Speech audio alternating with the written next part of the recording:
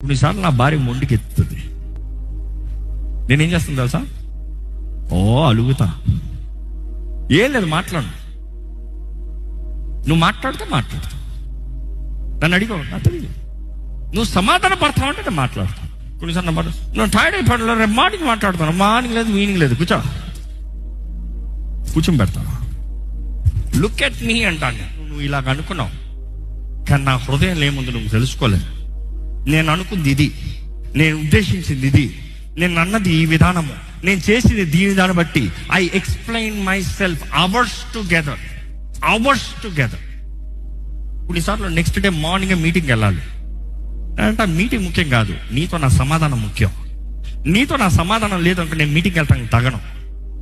దేవుని వాక్యం ఉంటుంది కదా, భర్తకి భార్యతో సమాధానం లేకపోతే భర్త ప్రార్థనకి దేవుడు జవాబు అవ్వడంట. మలాకీ గ్రంథంలో ఉంటుంది. నీ భార్యతో సమాధానం లేకుండా నువ్వు ప్రార్థన చేస్తావు, నీ ప్రార్థన వేస్ట్.